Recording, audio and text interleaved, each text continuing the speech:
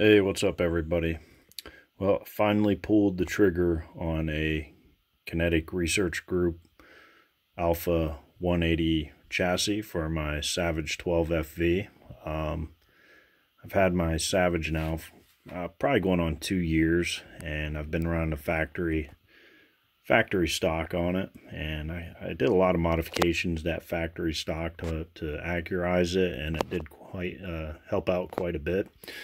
But saw the Kinetic Research Group chassis.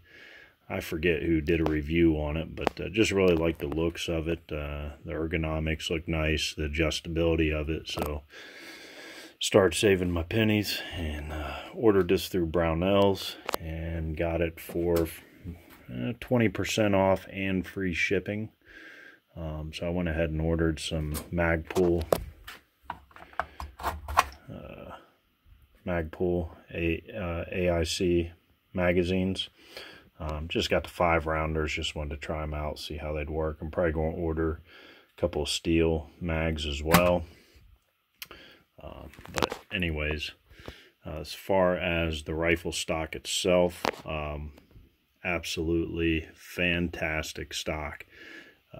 Fitting it up to the action was no problem. I probably had everything mounted in place within 20 minutes, and that was me taking my time making sure that the action wasn't canted in the stock, or you know, nothing was being cross-threaded. So doesn't take that long to install.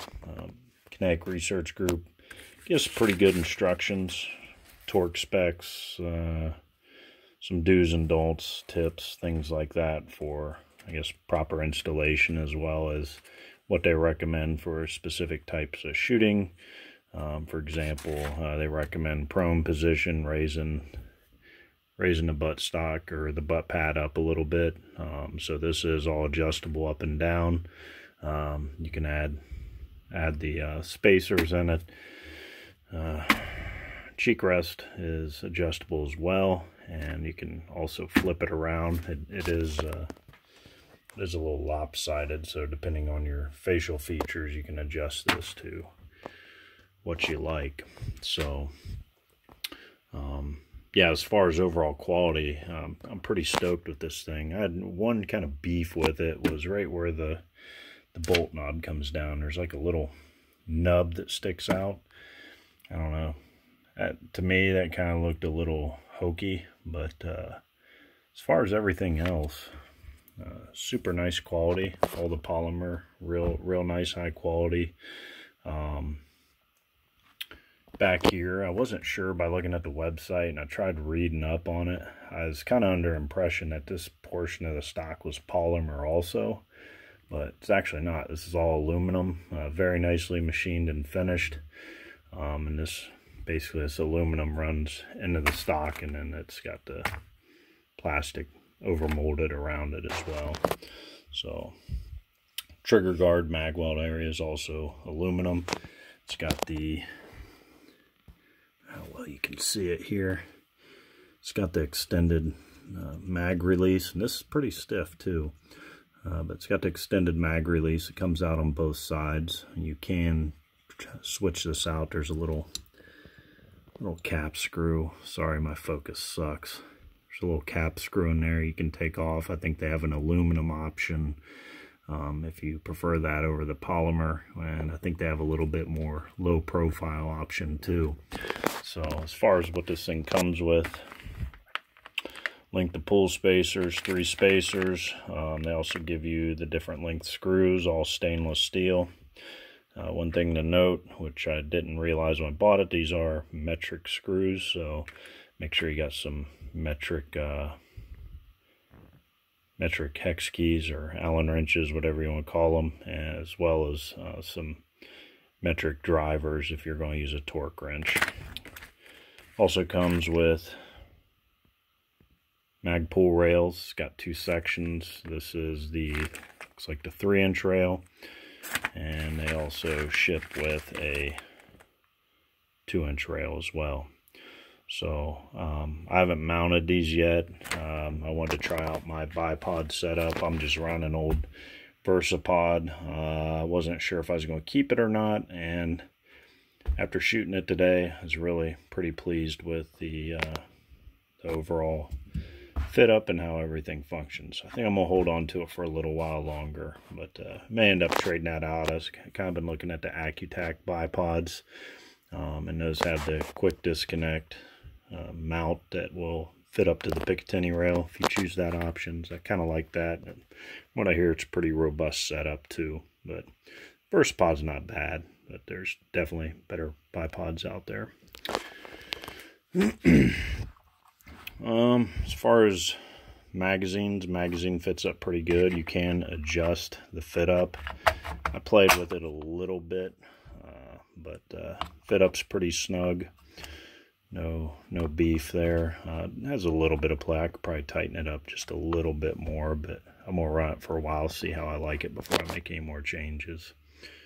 So, well, as far as groups, I did have to change my seating depth due to the magazines.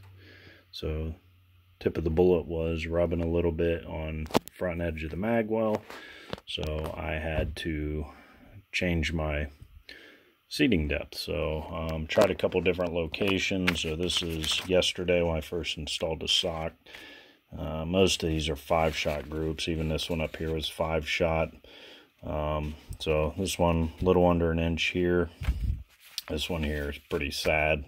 So I changed the seat depth and went out today. Don't mind this one up here. I was trying something different with the rifle. So a little sloppy on that group there. But first group, second group, and third group. So these are actually all 6-shot groups. Don't ask why I did 6 shots. I just had some extra ammo, so after I ran my mag out, I threw another round in the chamber on top of that. So 6-shot groups, most of them you can't even tell. So measuring these, if we go center to center, so we're right around a 1/2 inch, and for being the first couple times of shooting this stock, I'm pretty happy with it. So especially my last 2 groups, yeah, I was super stoked. The center one was a little more typical of what I was getting with the factory Savage, maybe a fuzz bigger, but yeah, this here, putting most of the rounds through the same hole, I'll take that any day of the week. So I think I'm getting that seating depth dialed in a little bit better. So, yeah, if I had to recommend this chassis, I would say 100% do it. A little bit pricey, but in terms of chassis, this thing is probably middle of the road as far as price range. I know you can get up into the thousands pretty easy. So overall quality's real good. Fit up's nice. Made a huge difference in groups. I probably will add the bag rider. I did find that because of this dip in the stock, my rear bag wasn't quite getting the stock up high enough off the ground. So I probably will buy the extended bag rider just to give me a little bit more height on that butt stock. But as far as everything else, it's all good. If you're one of those guys that's going to use the QD mounts for your sling attachments, those are a separate item. I think they're right around 20 bucks or so, but there's a spot on each side of the stock for that. As far as in back, they already come with them in the back. I think there are a couple other locations you can mount them, but 2 in the back are present, but still got to buy ones for the front. VersaPod has a attachment already in there, so I may just use this one for my sling instead of the side mounts. Not sure yet. So if you guys got any questions, don't hesitate to ask. Thanks for watching, guys. Later.